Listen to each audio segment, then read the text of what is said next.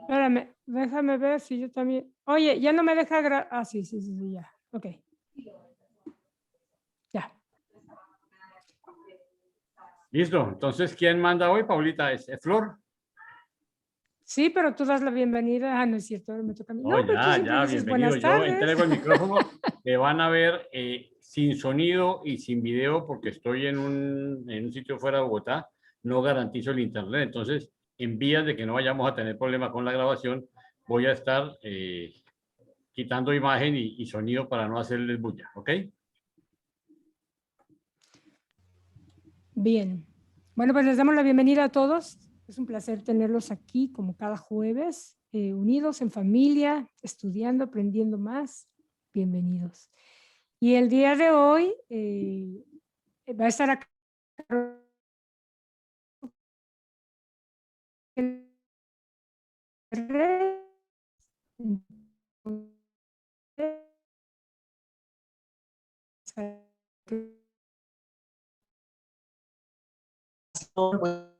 Gracias.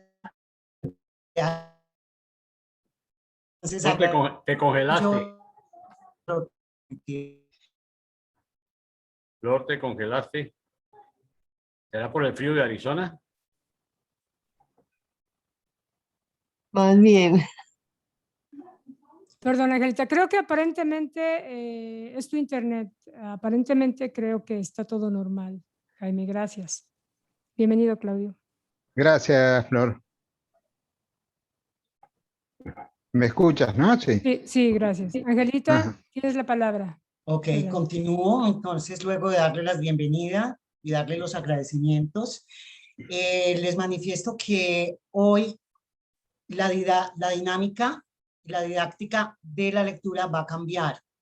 Les hago la sugerencia de que de pronto tengan papelito y lápiz a su alcance con el fin de que escriban las preguntas con la referencia y el numeral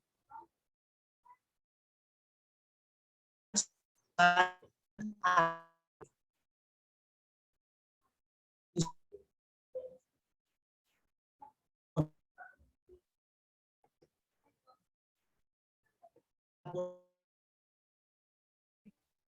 Entonces anotan la referencia con el numeral. ¿Por qué decidimos en equipo hacerlo así? Porque en realidad es un documento algo complejo, ya que todo es en parábolas. Y estas parábolas Ah, que ya fueron mandé grabar en dichas por Arizona Jesús. simultáneo, por si acaso. Estas parábolas fueron dichas por Jesús, pues en aquel tiempo, ¿no? Y nos tenemos que trasladar al nuevo. Y dicho esto, vamos a empezar con la oración. Entonces, si cerramos los ojitos, acallamos nuestra mente, nos quedamos en silencio un minutico mientras que acallamos esa mentecita, respiramos profundo y empezamos con nuestra oración así. Gracias, Jesús, por este día que está acabando. Gracias por darnos en esta noche una nueva oportunidad para empezar de nuevo. Gracias porque eres tú quien nos cuida y muchas veces se nos ha olvidado.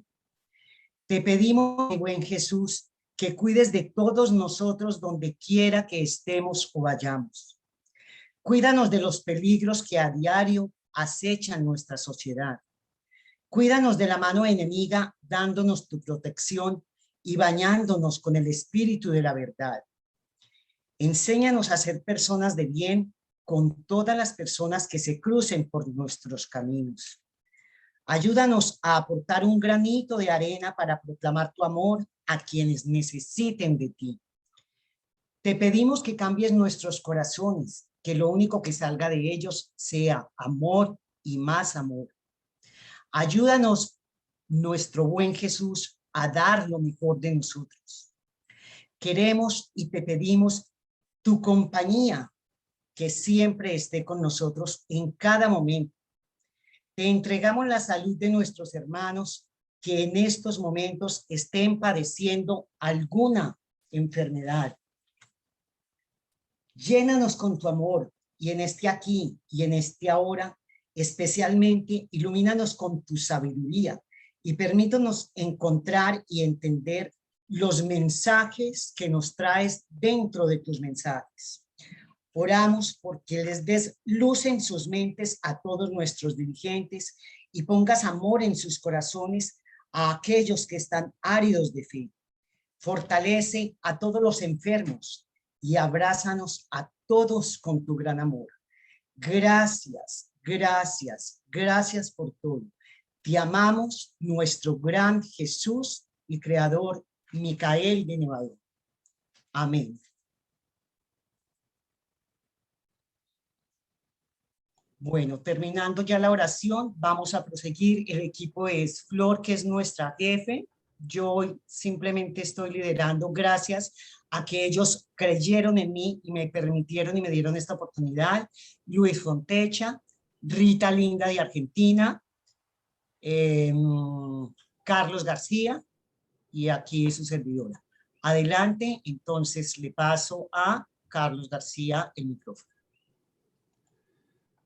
Sí, buenas noches. Entonces vamos a comenzar compartiendo el documento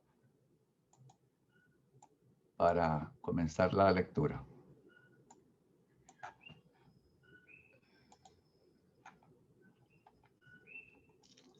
El documento es el 173, el lunes en Jerusalén. Este lunes, y aquí quiero que recordemos que se refiere al lunes 3 de abril del año 30. Lunes 3 de abril del año 30. Este lunes por la mañana temprano, como se había planeado, Jesús y los apóstoles se reunieron en la casa de Simón en Betania. Y después de una breve conferencia, emprendieron camino hacia Jerusalén. Los 12 estaban extrañamente taciturnos durante este viaje hacia el templo. No se habían recuperado de la experiencia del día precedente. Estaban a la expectativa, temerosos y profundamente afectados por cierto sentimiento de desapego que surgía del repentino cambio de táctica del maestro, combinado con su instrucción de que no hicieran ninguna enseñanza pública durante la semana de Pascua. Al viajar este grupo por la ladera del Monte de los Olivos, Jesús iba adelante y los apóstoles le seguían de cerca en silencio meditativo. Solo un pensamiento dominaba la mente de todos ellos, excepto la de Judas Iscariote. Y ese pensamiento era, ¿qué hará el maestro hoy? El pensamiento dominante de Judas era, ¿qué haré yo hoy? ¿O qué haré yo? ¿He de seguir con Jesús y mis asociados? ¿Debo separarme? Y si me separo, ¿de qué manera debo romper esta relación? Vemos cómo el pensamiento de Judas era un poco más hacia sí mismo. Eran aproximadamente las 9 de esta hermosa mañana cuando estos hombres llegaron al templo. Fueron inmediatamente al gran patio en el que Jesús tan frecuentemente había enseñado. Y después de saludar a los creyentes que le estaban esperando a él, Jesús trepó a una de las plataformas de enseñanza y comenzó a hablar a la multitud que se estaba reuniendo allí. Los apóstoles se retiraron a corta distancia y esperaron los acontecimientos. Entonces ahora vemos unas gráficas que nos muestran el templo, el segundo templo de Herodes en el monte del templo, justamente así se llamaba. Y como podemos ver en esta laminita, nos dice que el templo se comenzó a construir unos 20 años antes de la era cristiana y terminó de construir para el año 62 o 64. Así que en los tiempos de Jesús llevaba más o menos, para este año 30 específicamente, que es donde estamos, ya llevaba 50 años de construcción. Lo triste es que el templo, si se terminó de construir en el año 64, pues no duró mucho porque en el año 70 fue destruido por los romanos. Entonces ahí ustedes después con calma pueden mirarlo mejor, detallarlo. Y aquí abajo está esta otra gráfica comparativa del templo de Salomón, que fue el primer templo, y el segundo, el templo que le tocó en tiempo de Jesús, el templo de Herodes, mucho más grande, para que entonces allí ustedes se deleiten imaginándose esta narración allí. Continuamos entonces con el numeral número 1, pero antes de de seguir, vamos a ver un corto video que tengo por aquí. Si me permitís un minutito, Carlito, Sí. este video sirve como introducción al numeral número 1, pero como dice nuestro querido Jaime, quiero llamar su atención, que lo miremos con atención. Es un videito muy cortito para que al final del numeral hagamos una pequeña comparación, lo que es el video con lo que dice el numeral.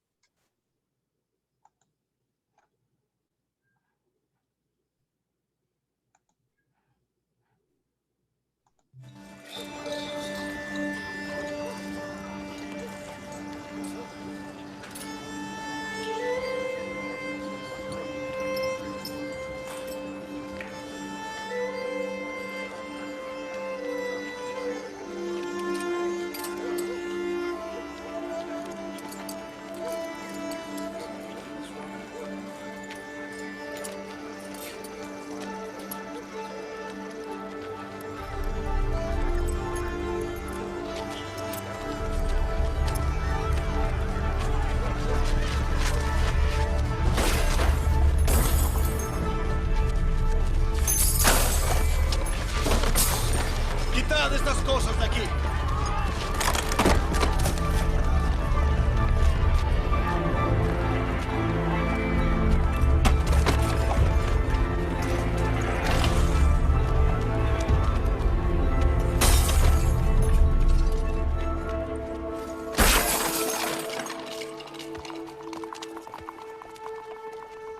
No hagáis de la casa de mi padre una casa de mercado.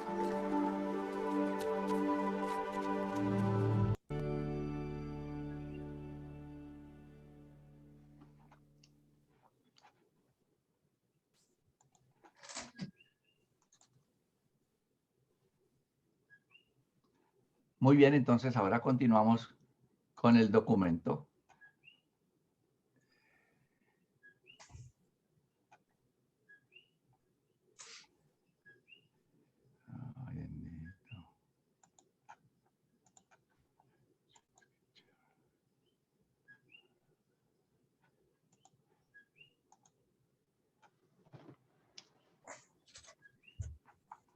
Uno, la limpieza del templo.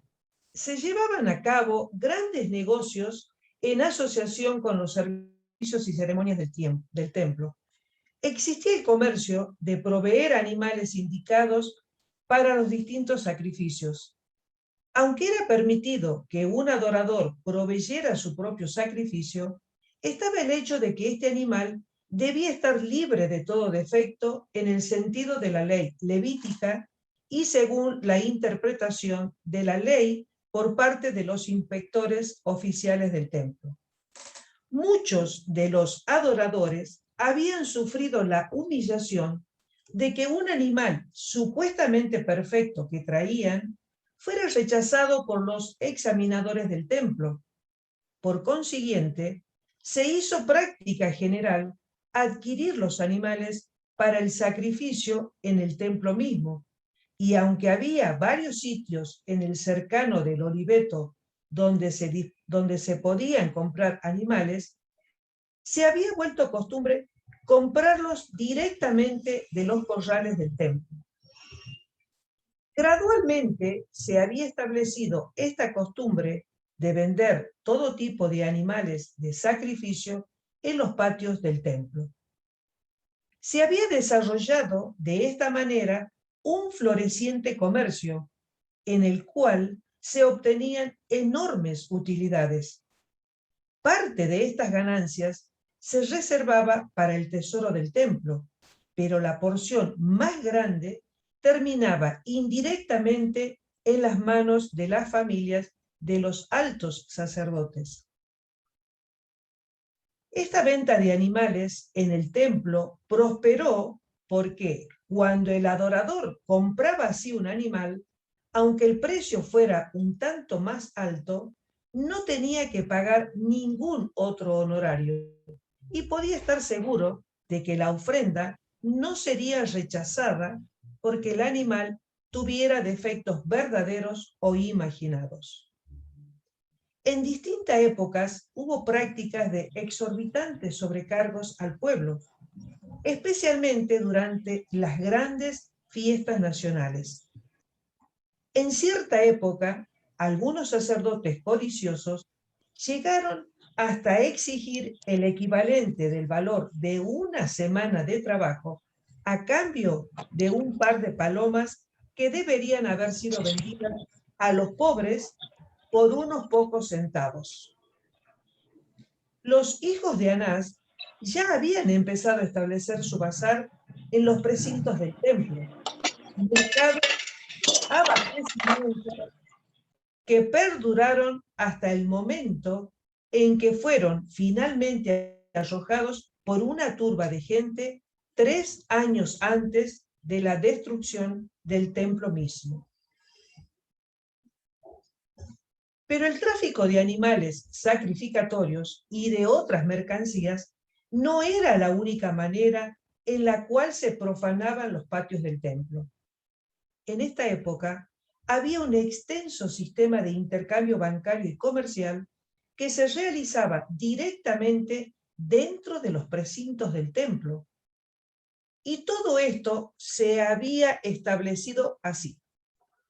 Durante la dinastía de los Asmoneos, los judíos acuñaban su propia moneda de plata y se había vuelto práctica exigir que las tarifas del templo de medio ciclo y todos los demás gravámenes del templo se pagaran en esta moneda judía.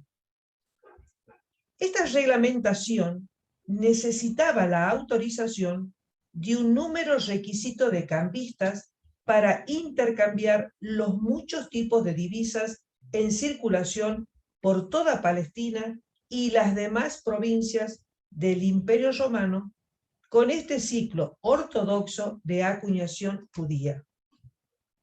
El impuesto del templo por persona, pagadero por todos, excepto las mujeres, los esclavos y los menores, era de medio ciclo, una moneda de tamaño de 10 centavos de dólar, pero el doble de espesor. En la época de Jesús, los sacerdotes también habían sido eximidos del pago de las tarifas del templo. Por lo tanto, entre el 15 y el 25 del mes anterior a la Pascua, los cambistas acreditados erigían sus puestos en las principales ciudades de Palestina, con el fin de proveer a los judíos con el dinero apropiado para pagar las tarifas del templo al llegar a Jerusalén. Después de este periodo de 10 días, estos cambistas se trasladaban a Jerusalén y montaban sus mesas de cambio de divisa en los patios del templo. Se les permitía cobrar una comisión del 30 o aún 40%, y en casos de monedas de mayor valor ofrecidas para cambio, les estaba permitido cobrar el doble. Del mismo modo, estos banqueros del templo ganaban sobre el cambio de toda moneda para la compra de animales sacrificatorios y para el pago de votos y de ofrendas. Estos cambiadores de monedas del templo no solo conducían un comercio regular de banquero para fines lucrativos en el intercambio de más de 20 tipos de dinero que traían periódicamente a Jerusalén los peregrinos visitantes, sino que también hacían todos los demás tipos de transacciones correspondientes al negocio banquero. Tanto el tesoro del templo como los rectores del mismo ganaban enormes utilidades en estas actividades comerciales. No era infrecuente que el tesoro del templo contuviera el equivalente de más de 10 millones de dólares, mientras que la gente común languidecía en la pobreza y seguía pagando estas contribuciones injustas. En el medio de esta multitud ruidosa de cambistas, mercaderes y vendedores de ganado, este lunes por la mañana, Jesús intentó enseñar el evangelio del reino del cielo. No era el único en resentir esta profanación del templo. La gente común, especialmente los visitantes judíos provenientes de las provincias extranjeras, también resentían de todo corazón esta profanación interesada de su templo nacional de culto. En esta época, el Sanedrín mismo celebraba reuniones regulares en un aposento sumergido en el ruido y la confusión de este comercio e intercambio. Cuando Jesús se disponía a comenzar su discurso, sucedieron dos cosas que llamaron su atención. Junto a la mesa de uno de los cambistas, situada allí cerca, surgió un violento y excitado altercado porque supuestamente se le había cobrado demasiado a un judío de Alejandría. Al mismo tiempo, se llenó la atmósfera de los mugidos de una manada de alrededor de 100 bueyes que eran conducidos de una sección de los corrales a otra. Al pausar Jesús, contemplando silenciosa pero pensativamente esta escena de comercio y confusión, vio ahí cerca a un Galileo de mente sencilla, un hombre con el cual había hablado él cierta vez en Irón, que estaba siendo ridiculizado y burlado por ciertos judeanos supuestamente superiores y elitistas. Todo esto se combinó para que surgiera en el alma de Jesús una de esas extrañas descargas periódicas de indignada emoción. Bueno, y acá hay una pequeña fotito, lámina, que ilustra lo que estamos leyendo, ¿no?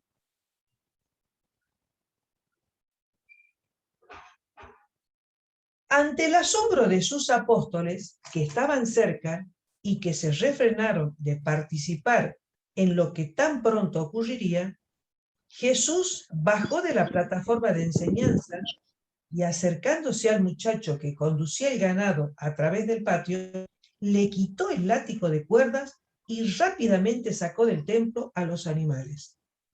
Pero eso no fue todo.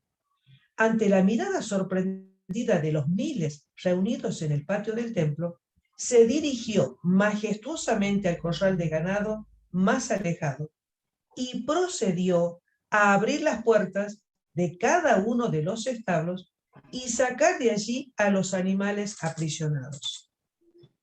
A esta altura, los peregrinos allí reunidos estaban electrificados y con gritos retumbantes se abalanzaron a los bazares, volcando las mesas de los cambistas.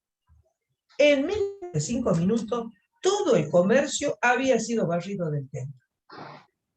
En el momento en que aparecieron los guardianes romanos, que estaban cerca del templo, ya reinaba la calma y las multitudes habían vuelto al orden. Jesús, volviendo a la plataforma de los oradores, habló a la multitud. Habéis presenciado este día lo que está escrito en las Escrituras. Mi casa será llamada casa de oración para todas las naciones, mas vosotros la habéis hecho cueva de ladrones. Pero antes de que pudiera pronunciar otras palabras, la gran congregación estalló en hosanas de alabanza y surgió un grupo de jóvenes de la multitud cantando himnos de gratitud por haber sido echados del templo sagrado los mercaderes profanos e interesados. A esta altura habían llegado algunos sacerdotes a la escena y uno de ellos dijo a Jesús: ¿Acaso no oyes lo que dicen los hijos de los levitas? Y el maestro replicó: ¿Has leído alguna vez de la boca de los niños y de los que maman se ha perfeccionado la alabanza?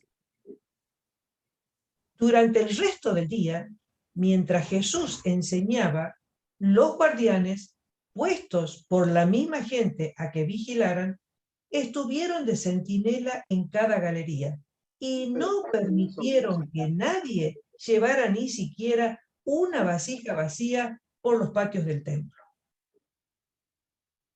Cuando los altos sacerdotes y los escribas se enteraron de estos acontecimientos, estuvieron confundidos. Temían aún más al maestro y aún más estaban decididos a destruirlo. Pero estaban anonadados. No sabían cómo disponer su muerte, porque mucho temían a las multitudes que ya habían expresado abiertamente su aprobación de la acción de Jesús de echar del templo a los comerciantes profanos. Durante todo ese día, un día de calma y paz en los patios del templo, el pueblo escuchó las enseñanzas de Jesús y literalmente pendía de sus labios. Esta sorprendente acción de Jesús estaba más allá de la comprensión de sus apóstoles. Estaban ellos tan sorprendidos por este acto repentino e inesperado de su maestro que permanecieron todos juntos cerca de la plataforma del orador durante todo el episodio. Ni siquiera levantaron un dedo para colaborar en esta limpieza del templo. Si este acontecimiento espectacular hubiera ocurrido el día anterior, en el momento de la llegada triunfal de Jesús al templo, como culminación de la tumultuosa procesión a través de las puertas de la ciudad, aclamado durante todo ese tiempo por las multitudes, habrían estado preparados, pero así como se dieron los eventos, no estaban de ninguna manera listos para participar. Esta limpieza del templo revela la actitud del maestro hacia la comercialización de las prácticas de la religión, así como también el hecho de que detestaba toda forma de injusticia y aprovechamiento a expensa de los pobres y de los ignorantes. Este episodio también demuestra que Jesús no consideraba con aprobación la actitud de no emplear la fuerza cuando se trataba de proteger a una mayoría de determinado grupo humano contra prácticas injustas y esclavizantes de una minoría injusta, posiblemente afianzada en el poder político, financiero o eclesiástico.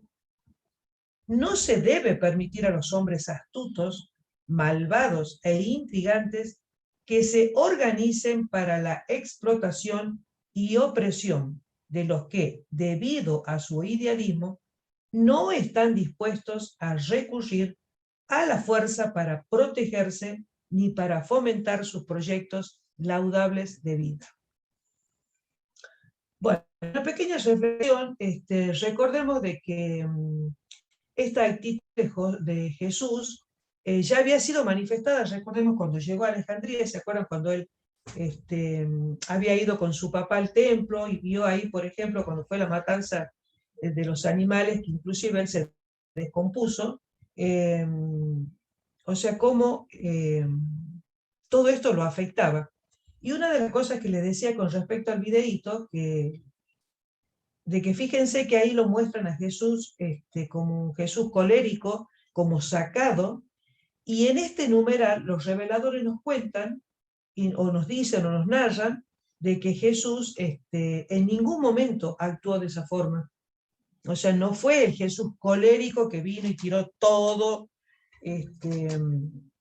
Pero bueno, yo creo que también es una forma que tienen de expresarse las distintas, digamos, las distintas religiones o los distintos libros con respecto a ese acontecimiento. Bueno, y la reflexión que hacíamos con respecto a este numeral, decimos, nuestro cuerpo es el templo del Señor y ha de estar destinado a la oración y servicio. Así como Jesús limpió el templo echando a los mercaderes profanos, nosotros también debemos limpiar nuestro templo, o sea, nuestro cuerpo. Limpiemos a conciencia nuestro interior. No permitamos que los mercaderes de la falsedad e ignorancia, de dudas, de temores, de amarguras, envidias, malos pensamientos, ira y egoísmo y orgullo invadan la morada de Dios. Saquemos todo lo que está estorbando nuestra relación con Él y también ayudemos a otros a realizar sus limpiezas. Dios no permite que se utilice su nombre para cometer inmoralidades, menos aún comprar su amor salvador. Y oremos al Padre diciendo: Padre, que nuestros cuerpos sean templos dignos de tu gloria. Amén.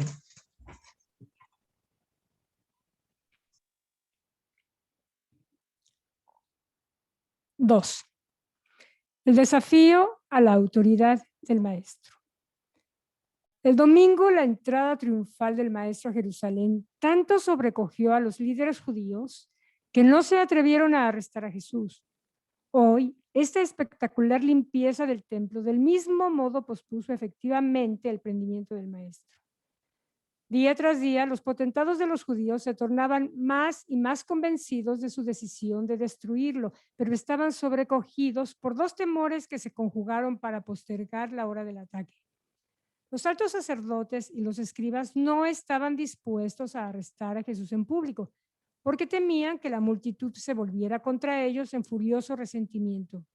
También temían la posibilidad de que hubiera de llamar a los guardias romanos para ahogar una revuelta popular. En la sesión del mediodía del Sanedrín, ya que no había ningún amigo del maestro asistiendo a esta reunión, se acordó unánimemente que Jesús debía ser destruido rápidamente. Pero no podían ponerse de acuerdo en cuanto a cuándo y cómo debía ser arrestado. Finalmente, acordaron nombrar 5 grupos para que salieran entre la gente e intentaran enredarlo en una trampa en sus enseñanzas o, de otra manera, desacreditarlo a los ojos de los que escuchaban sus enseñanzas. Por lo tanto, a eso de las 2 de la tarde, cuando Jesús acababa de comenzar su discurso sobre la libertad de la filiación, un grupo de estos ancianos de Israel se abrió paso hasta llegar cerca de Jesús e, interrumpiéndolo de su manera acostumbrada, hicieron esta pregunta: ¿por cuál autoridad haces estas cosas? ¿Quién te dio esta autoridad?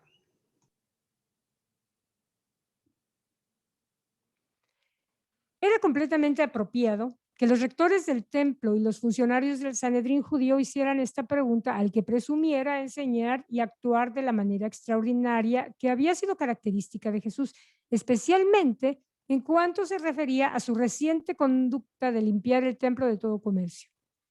Estos mercaderes y cambistas operaban por licencia directa de los líderes más altos y un porcentaje de sus ganancias supuestamente iba directamente al tesoro del templo.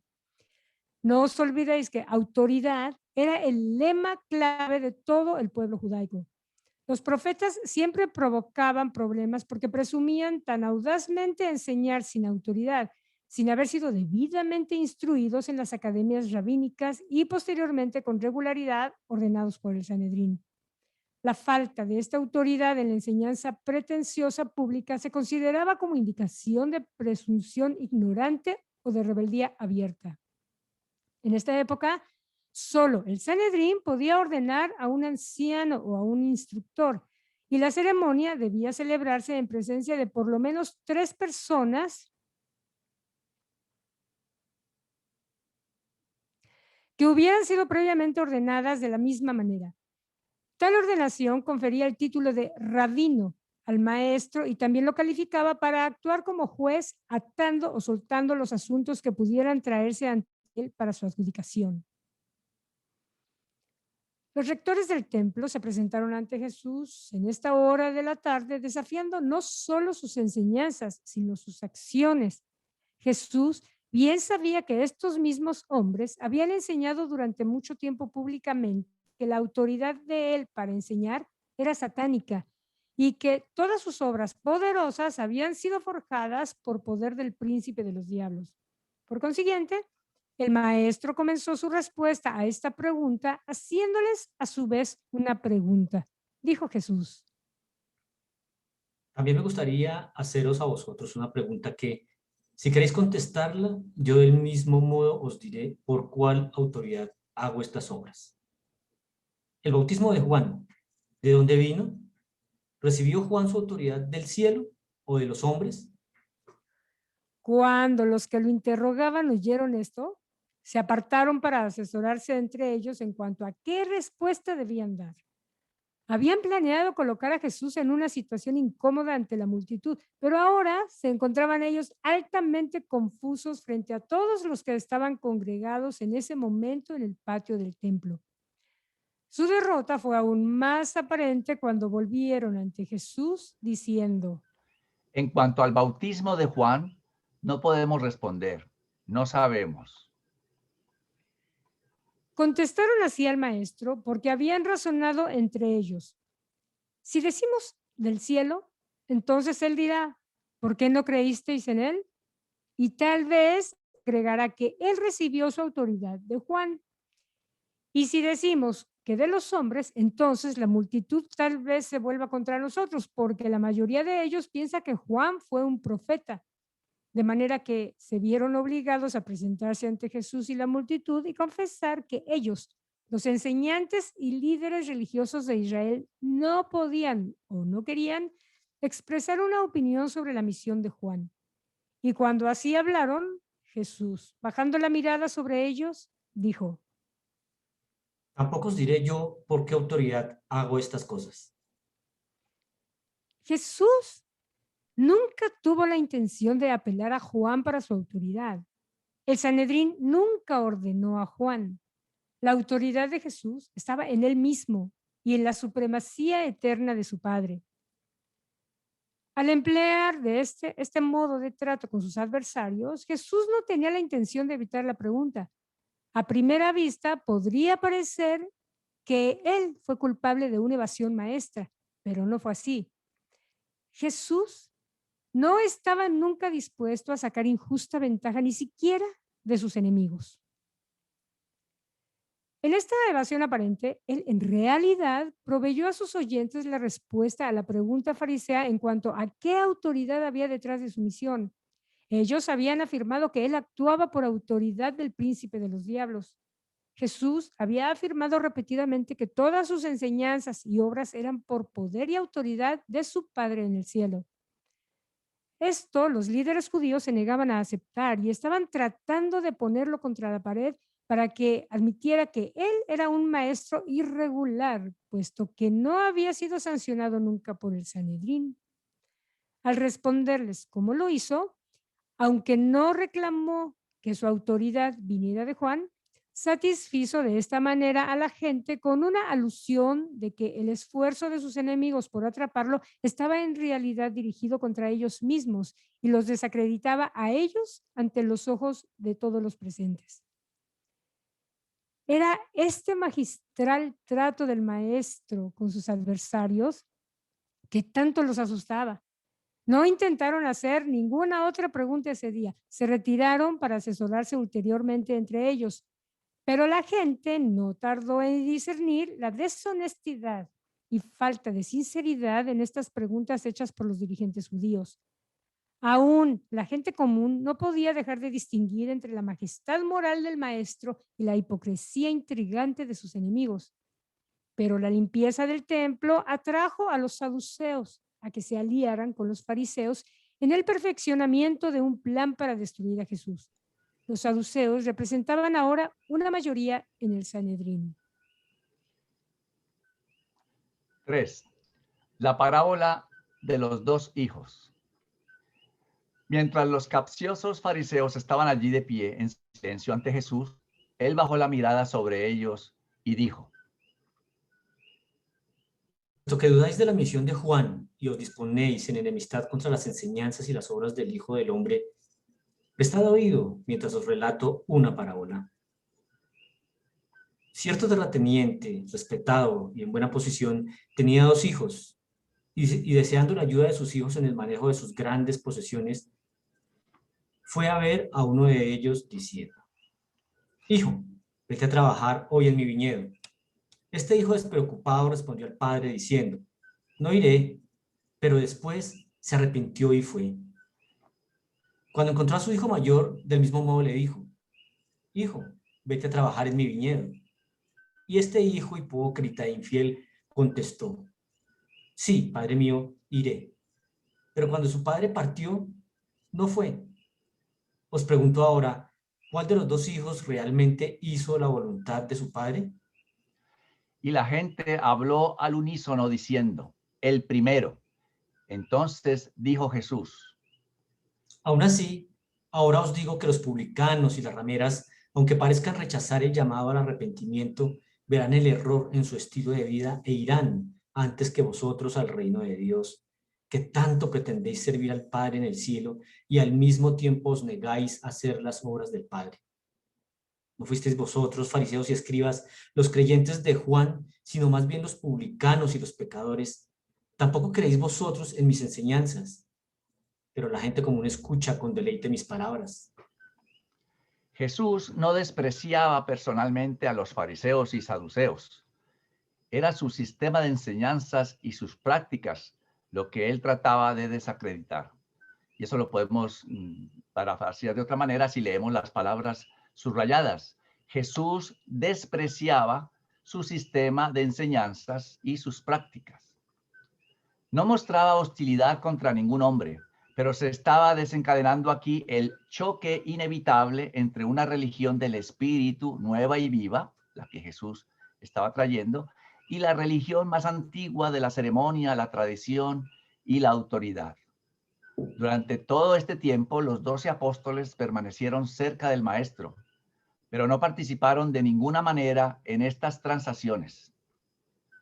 Cada uno de los 12 reaccionó en su forma peculiar a los acontecimientos de estos últimos días del ministerio de Jesús en la carne. Y cada uno, del mismo modo, permaneció obediente a la admonición del Maestro de no enseñar ni predicar públicamente durante esta semana de Pascua.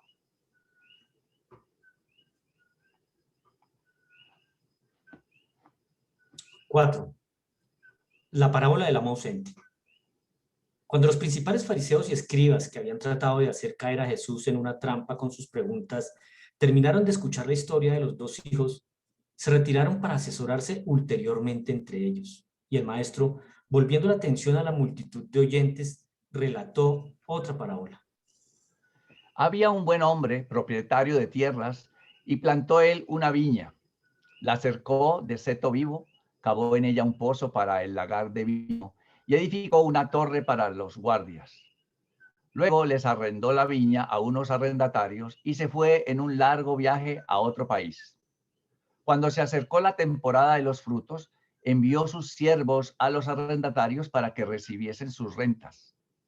Mas los arrendatarios se aconsejaron entre ellos y se negaron a dar a los siervos los frutos que le debían al amo. En cambio, cayeron sobre los siervos, a uno golpearon, a otro apedrearon y enviaron a los demás de vuelta con las manos vacías. Cuando el propietario oyó lo que había ocurrido, envió a otros siervos más de confianza para que trataran con esos arrendatarios malvados. Y a estos los arrendatarios hirieron y también trataron de una manera vergonzosa. Y entonces el amo envió a su siervo favorito, su mayordomo, y ellos lo mataron. Aún así, con paciencia y buena voluntad, envió muchos otros siervos, pero a ninguno de ellos lo recibían. A algunos los apalearon, a otros los mataron, y cuando el amo así fue tratado, decidió enviar a su hijo para que tratara con estos arrendatarios ingratos, diciéndose, puede que traten mal a mis siervos, pero con toda seguridad tendrán respeto a mi hijo amado. Pero cuando los arrendatarios impenitentes y protervos vieron al hijo, razonaron para sus adentros. Este es el heredero. Venid, matémoslo y su herencia será nuestra. Así pues, lo tomaron y después de echarlo fuera de la viña, lo mataron. Cuando el propietario de la viña oiga que ellos rechazaron y mataron a su hijo, ¿qué hará él a aquellos arrendatarios ingratos y perversos? Y cuando la gente escuchó esta parábola, y la pregunta de Jesús contestaron: destruirá a estos hombres miserables y arrendará su viña a otros arrendatarios honestos que le entreguen los frutos a su tiempo. Y cuando algunos de los oyentes percibieron que esta parábola se refería a la nación judía, a su trato de los profetas y al inminente rechazo de Jesús y del evangelio del reino, dijeron con pesadumbre: quiera Dios que nos sigamos haciendo estas obras. Jesús vio un grupo de saduceos y fariseos que se abrían paso en la multitud, y se calló un momento hasta que llegaron junto a él. Entonces dijo: Vosotros sabéis cómo vuestros padres rechazaron a los profetas, y bien sabéis que habéis decidido en vuestro corazón rechazar al Hijo del Hombre. Luego, mirando fijo a los ojos de los sacerdotes y ancianos que estaban de pie cerca de él, Jesús dijo: ¿Acaso nunca leísteis en las Escrituras sobre la piedra que rechazaron los edificadores y que cuando la gente la descubrió fue hecha cabeza del ángulo? Así pues, otra vez os advierto que si continuáis rechazando este evangelio, finalmente el reino de Dios se os quitará y se le entregará a un pueblo que desee recibir la buena nueva y rendir los frutos del Espíritu. Hay un misterio en esta piedra, puesto que el que la tropiece y caiga sobre ella, aunque se quebrante, será salvado, pero sobre el que cayere esta, será hecho polvo y sus cenizas serán esparcidas a los cuatro vientos. Cuando los fariseos escucharon estas palabras, comprendieron que Jesús se refería a ellos mismos y a los demás líderes judíos. Muchos deseaban arrestarlo en ese mismo momento, pero temían a la multitud. Sin embargo, estaban tan airados por las palabras del maestro que se retiraron y nuevamente se asesoraron entre ellos sobre cómo provocar su muerte. Esa noche, tanto los saduceos como los fariseos se unieron para planear cómo hacerlo caer en una trampa al día siguiente. Bueno, en esta lámina queremos resaltar 3 frases contundentes que hemos también encerrado arriba en el libro, que son las siguientes. Nosotros hacemos estas conclusiones y al final, pues, alguien más nos dirá qué otro significado le dan. Jesús es la nueva piedra angular a partir de ese momento. Hay una frase que dice: ¿acaso nunca leíste en las Escrituras sobre la piedra que rechazaron los edificadores, que cuando la gente la descubrió fue hecha cabeza del ángulo? Jesús se refiere al Salmo 118:22, donde dice: la piedra que desecharon los constructores ha llegado a ser la piedra del ángulo. Y tengamos en cuenta que es el mismo escenario, porque Jesús está en el templo. La segunda frase contundente dice: el reino de Dios se os quitará y se le entregará a un pueblo que desee recibir la buena nueva y rendir los frutos del Espíritu. ¿Qué pueblo será ese? ¿Ya fue entregado a un nuevo pueblo? ¿O somos nosotros? ¿O somos nosotros los que estamos desaprovechando la palabra y el consejo del Señor? Aunque Jesús se dirigía a los fariseos en ese momento, esta advertencia toma mayor relevancia en la actualidad. ¿Qué tan dispuesta está la sociedad de hoy en día a practicar el evangelio de Jesús? Y la tercera frase: hay un misterio en esta piedra, puesto que el que la tropiece y caiga sobre ella, aunque se quebrante, será salvado, pero sobre el que cayere esta, será hecho polvo y sus cenizas serán esparcidas a los 4 vientos. El evangelio de Jesús funciona como un tamiz, en el sentido en que toda vez que es entendido y practicado, va elevando la conciencia de aquellos quienes lo ejercen o ejercemos, y depurando los pensamientos de aquellos quienes no lo aceptan. La pregunta es: ¿qué tanto hace falta por cernir en nuestro planeta?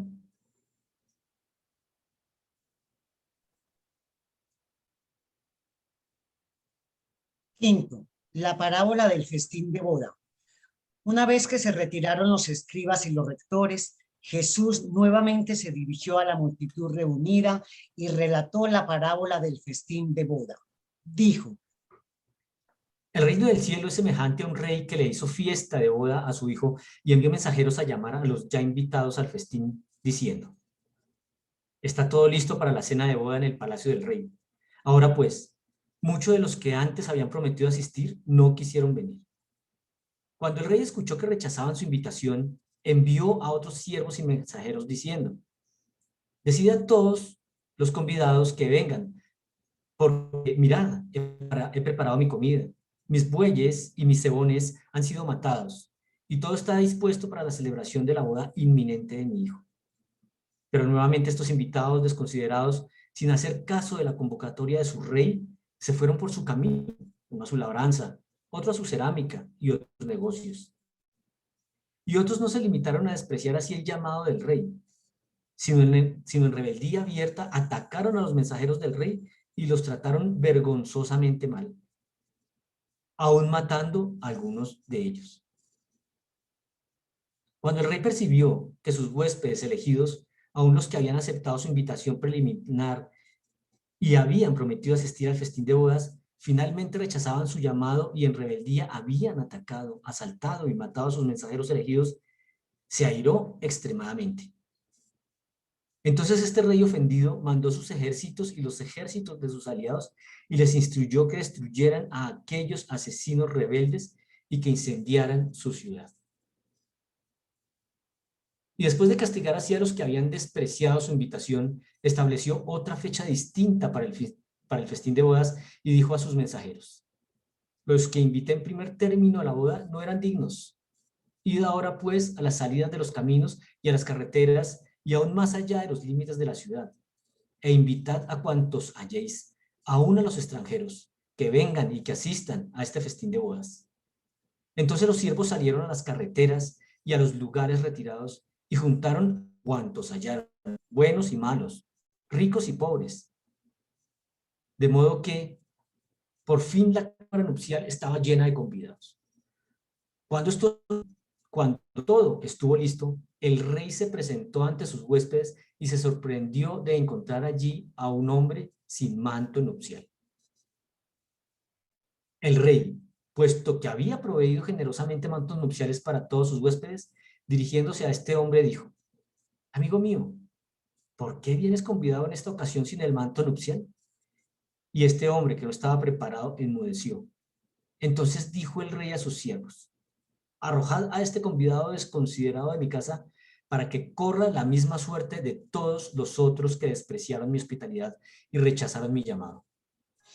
No tendré aquí a nadie sino a los que se regocijan de aceptar mi invitación y que me hacen el honor de llevar los mantos nupciales que tan generosamente se les han prohibido. Bueno, aquí tenemos una recreación del momento en que le pregunta al invitado por qué no tiene el vestido que se le indicó. Y donde dice: arrojada a este convidado desconsiderado de mi casa por el mismo hecho, no iba vestido como debía para el festín. Después de relatar esta parábola, Jesús estaba a punto de despedir a la multitud cuando un creyente simpatizante, abriéndose camino entre la multitud hacia él, preguntó: Pero, maestro, ¿cómo nos enteraremos de estas cosas? ¿Cómo podremos estar listos para la invitación del rey? ¿Qué signo nos darás para que nosotros sepamos que tú eres el Hijo de Dios? Y cuando el maestro oyó estas palabras, dijo: solo un signo os será dado. Luego, indicando su propio cuerpo, siguió: destruid este templo y en 3 días yo volveré a levantarlo. Pero ellos no le comprendieron y al dispersarse hablaron entre ellos diciendo: por casi 50 años se ha estado construyendo este templo y sin embargo él dice que lo destruirá y volverá a edificar en 3 días. Aún sus propios apóstoles no comprendieron el significado de esta declaración, pero posteriormente, después de su resurrección, recordaron sus palabras. A eso de las 4 de esta tarde, Jesús señaló a sus apóstoles que deseaba salir del templo e ir a Betania para cenar y descansar por la noche.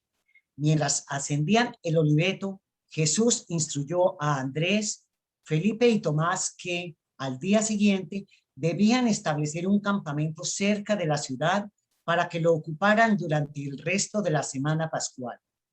De acuerdo con esta instrucción, la mañana siguiente armaron las tiendas en una hondonada de la colina, desde la cual se veía el parque público del campamento de Getsemaní, sobre una parcela de tierra que pertenecía a Simón de Betania. Nuevamente fue un grupo silencioso de judíos el que se abrió camino por la pendiente occidental del Monte de los Olivos este lunes por la noche. Estos 12 hombres sentían, como nunca antes, que se avecinaba algo trágico. Aunque la limpieza dramática del templo esa mañana temprano había aumentado sus esperanzas de ver al maestro imponerse él mismo y manifestar sus grandes poderes, los acontecimientos de la tarde solo les producían desilusión porque indicaban el rechazo certero de las enseñanzas de Jesús por parte de las autoridades judías. Los apóstoles eran presa del suspenso y prisioneros de una terrible incertidumbre. Se daban cuenta de que solo unos pocos días podían pasar entre los acontecimientos del día recién transcurrido y el desencadenarse de la crisis inminente. Todos sentían que algo tremendo estaba por suceder, pero no sabían qué esperar. Fueron a sus distintos sitios de reposo, pero durmieron muy poco. Aún los gemelos Alfeo se apercibieron por fin de que los acontecimientos de la vida del maestro se estaban acercando hacia su culminación final. Bueno, aquí viene la reflexión y por favor centrémonos en ese tiempo que estaba viviendo Jesús. Vámonos allá a esa época. La parábola del banquete de bodas fue usada por Jesús mientras enseñaba sobre el reino de Dios. Jesús tomó la oportunidad para explicar que todos han sido invitados para ser parte del reino del Padre, pero no todos han aceptado a pesar de su constante y repetitiva invitación. El reino de Dios es accesible a través de Jesús. Todos aquellos que quieran participar del banquete, el reino de Dios, están invitados. Las puertas del reino de Dios están abiertas para todos los que aceptan su invitación. Esta invitación es aceptar a Jesús como el camino hacia el Padre y seguir sus enseñanzas. En esta parábola observamos también el castigo que el rey impone a los que no aceptaron su invitación y que también maltrataron y mataron a los que no quisieron ir. Jesús entiende claramente la mentalidad del pueblo hebreo en el cual él nació. Esa mentalidad tiene que ver con la identificación del Antiguo Testamento de la Biblia. La comparación que Jesús hace es de acuerdo con esos festines, a esas celebraciones, a esas bodas que hacían los hebreos de la época. Se habla de un ejército y que Dios ayuda a un determinado líder. Esa era la mentalidad de ese tiempo. Jesús utiliza esta parábola para que las personas que le escuchan en ese momento y que tienen esa mentalidad puedan entender lo que significa el rechazo a Dios, el rechazo al llamado del ajustador del pensamiento, el rechazo al espíritu de la verdad y a los seres celestiales que nos ayudan.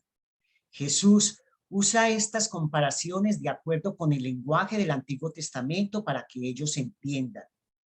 Cuando Jesús nos dice que el rey de esta parábola ordenó que las ciudades fueran incendiadas y que se destruyeran a aquellos seres asesinos, no lo expresó porque el Padre Universal haga estas cosas, sino que quiso representar las consecuencias que hay al no seguir el camino de Dios. Claramente lo manifestó al despedirse en el templo en el último discurso que dio cuando dijo: «Ay de vosotros, escribas y fariseos hipócritas, tumbas blanqueadas».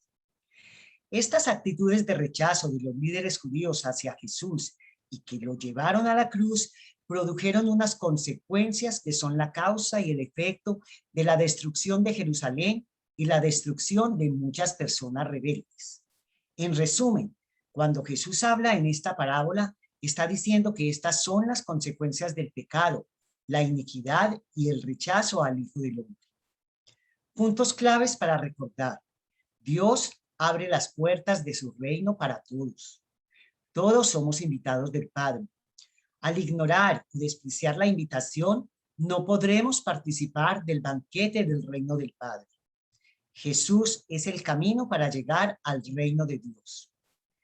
¿Qué signo nos darás para que nosotros sepamos que tú eres el Hijo de Dios? la resurrección. Y cuando el maestro oyó estas palabras, dijo: solo un signo os será dado. Luego, indicando su propio cuerpo, siguió: destruid este templo y en 3 días yo volveré a levantarlo. Trabajo presentado por Flor Robles, Ángela María Gutiérrez, Rita Colantonio, Luis Fontecha Mora y Carlos García, agradeciéndoles infinitamente por la gran colaboración. Y ahora sí pasamos a todas aquellas inquietudes, conceptos, opiniones o preguntas que tengan. Muchas gracias.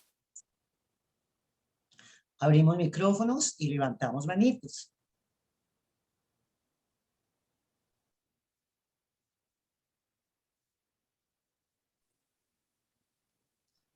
Bueno, quisiera Bueno, yo como... adelante, Florecita, si quieres. Quiero decir, no todos al mismo tiempo, como dice Jaime. No, adelante, Luis, tú primero. Bueno, sí, yo quisiera empezar como un poquito la disertación relacionada con... Es que si hay varias parábolas y todas nos quieren dar un mensaje, digámoslo entre líneas, muy amplio. Pero, por ejemplo, el del manto. El súbdito que no llevó el manto, ¿a qué se refería? ¿Alguien quiere opinar? Yo me imagino que... Porque ahí lo dice muy claro, el rey le preguntó, ¿por qué se vino sin el manto que yo le di? Y los reveladores nos dicen que que el súbdito no estaba preparado. Entonces, ¿estamos nosotros preparados? ¿A qué se refiere con el manto? ¿Estamos preparados a todo eso que Dios nos está enseñando, que Jesús nos está enseñando para seguir por el camino, para el reino? Se referirá al manto, a todo el conocimiento, a la disposición que tengamos para seguir adelante, o el deseo, o el corazón abierto y dispuesto para seguir adelante con el consejo de Jesús. Bueno, Luis, dentro de mi humilde concepto, habla Ángela María y que leí pues esta parábola, pienso que él nos da todas las oportunidades habidas y por haber para hacer buenas acciones, para dar amor, para ayudar a todos los que debemos ayudar, para entregarnos en todo a nuestra misión, para escucharlo, porque es que Jesús nos habla de todas las maneras, en todos los idiomas, en parábolas, de todas las formas, que Él es el camino, que el que conoce al Hijo conoce al Padre. Y nosotros no nos preparamos. Día a día estamos más pendientes de las oficios cotidianos, de la bulla de la mente, del qué dirán, del consumo, de lo material.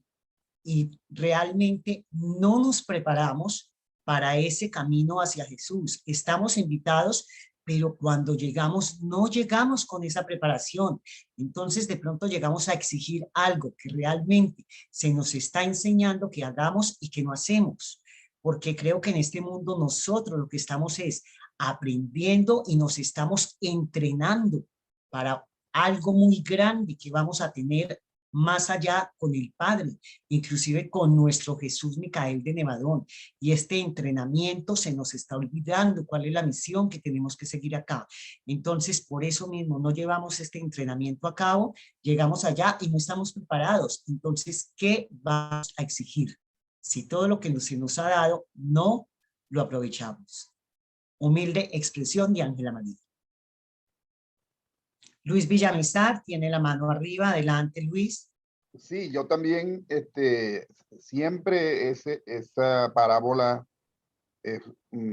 tiene eso que yo no podía entender, porque aquí están todos, invitaron a cualquier malandro que consiguieron en la calle, o sea, no fueron a los conventos a buscar la gente muy rezandera, muy santa, ni fueron a las iglesias a buscar la gente que estaba ahí.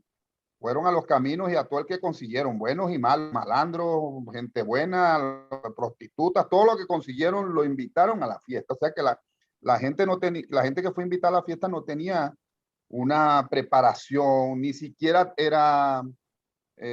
conocía ni siquiera al rey que lo estaba invitando a la boda de esa, ni siquiera eran amigos ni familiares de la boda. Y lo que sí dice que el rey les mandó unos mantos a todos y a este lo expulsan porque no se lo puso.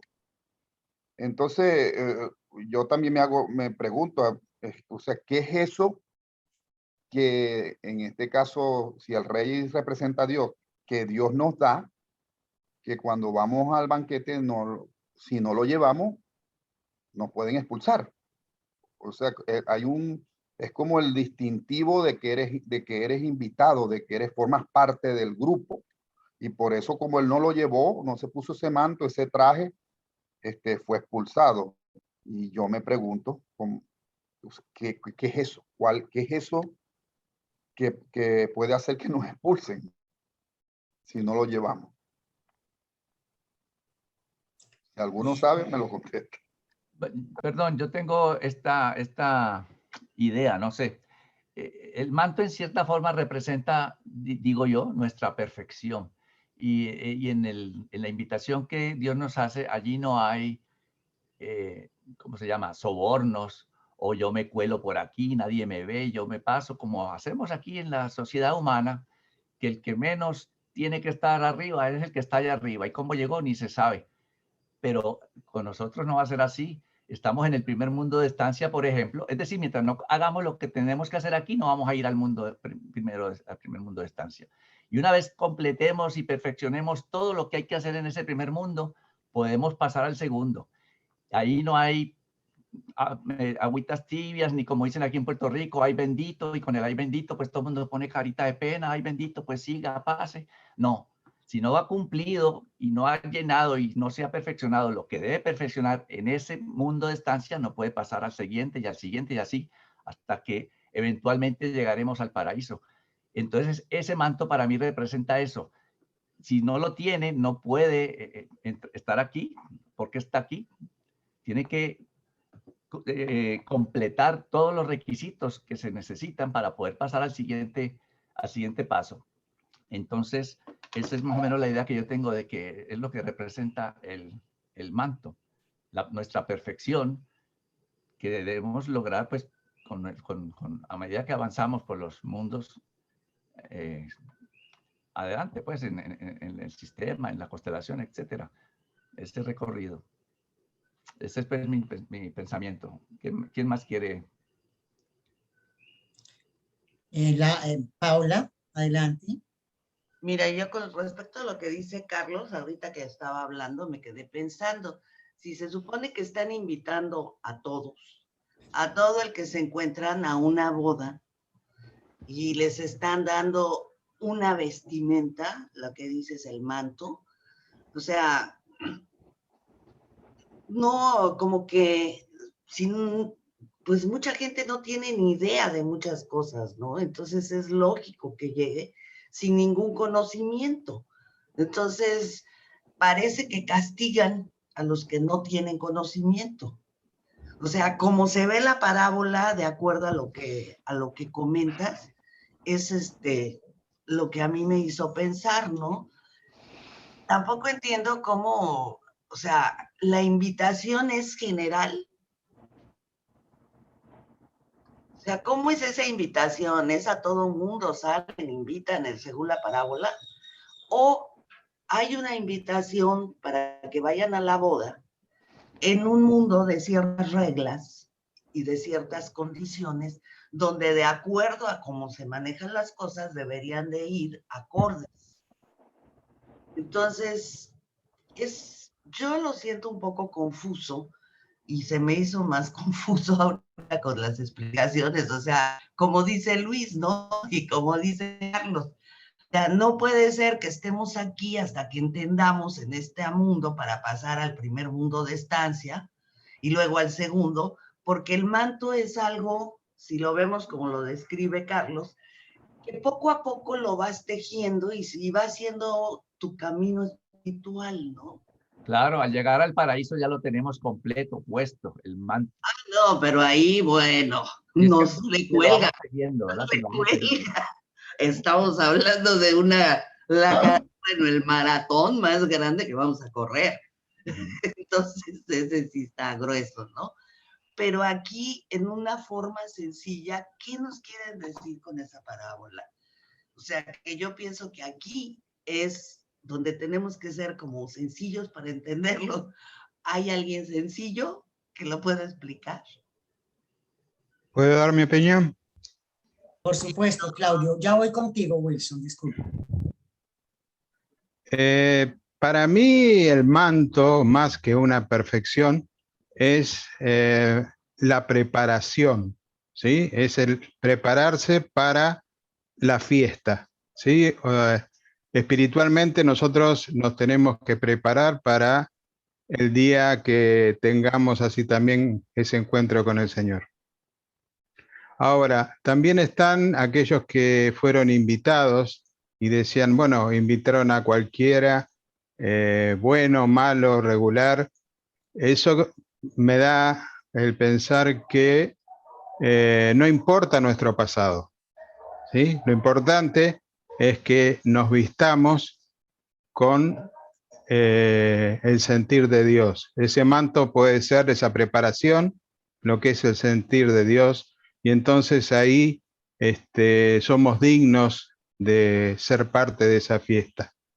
Entonces Dios no mira qué es lo que hicimos, sino cuál es nuestra posición de corazón en el momento que nos venga a buscar, ¿no? O sea, porque cada uno de nosotros, si no hay un arrebatamiento, irá en su momento hacia las otras esferas. Esa es mi opinión. Muchas gracias, Claudio. Wilson, adelante. Buenas noches. Yo quiero referirme al documento 173.1.11 en su parte final de ese documento, donde dice que revela la actitud del maestro frente a, primero, la comercialización de las prácticas de la religión, segundo, así como también al hecho de que detestaba toda forma de injusticia y aprovechamiento a expensas de los pobres e ignorantes, donde dice que es indispensable proteger a la mayoría de un grupo humano contra la prácticas esclavizantes injustas de una minoría de hombres astutos, malvados e intrigantes, posiblemente afianzados en el poder político. Mi pregunta para el grupo es esta. Esta actitud del maestro me indica que debemos ejercer nuestro derecho a luchar con fuerza, sea en la política o en la religión, cuando vemos que es una religión o una política corrupta.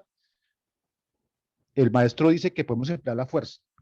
Debemos luchar, nosotros como urantianos debemos manifestarnos ante eso. Esa es mi pregunta, gracias.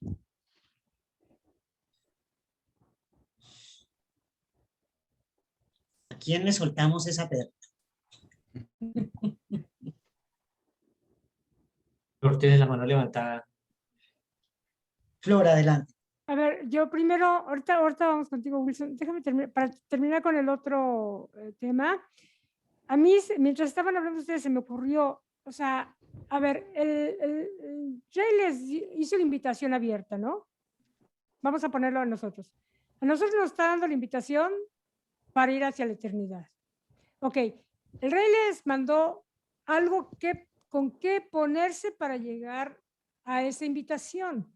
Entonces me ocurrió, si el equivalente a ese manto puede ser todo lo que nos da, por ejemplo, nos da la vida, nos da el libre albedrío, nos da el ajustador del pensamiento, nos da la posibilidad de un proceso de evolución, etcétera. Nos dan el espíritu de la verdad. O sea, si todo eso no podría ser ese algo con lo que nos vamos a vestir para llegar al reino del Padre después. O sea, porque es bien confusa esa parábola, definitivamente. Eso es lo único que a mí me hizo como lógico encontrar en esa parábola, que es bastante confusa. No sé qué piensan ustedes al respecto. Ahorita vamos con los políticos, porque hay mucho que cortar. Yo puedo también, Flor, puedo también dar lo que se me viene a la cabeza. Yo pienso que el reino del cielo estaba preparado para el pueblo judío. El pueblo judío no quiso aceptar el reino del cielo y Jesús vino y lo abrió para todo el mundo, para todos los gentiles, bueno, todos los que habla ahí en la parábola. Pero el manto es morontial. Debemos alcanzar nuestra vida morontial para empezar al camino hasta el reino del cielo. Eso es lo que se me ocurre a mí.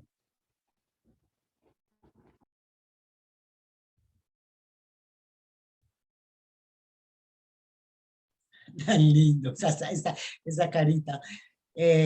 Galaxy A30. Qué pena no saber tu nombre. Adelante. Orlando. Bueno, sí, mi nombre es Orlando. Lo que pasa es que hoy, la semana pasada y esta semana nos tocó en teléfono porque pues, aquí alguien hizo magia con el internet.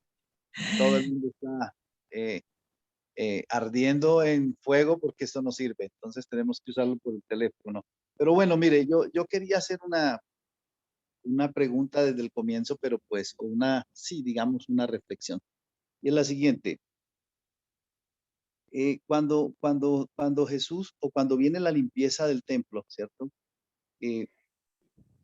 La primera cosa que parece que el mensaje es, oiga, no dejen que los mercaderes del templo que abundan todos los días por ahí, ¿cierto?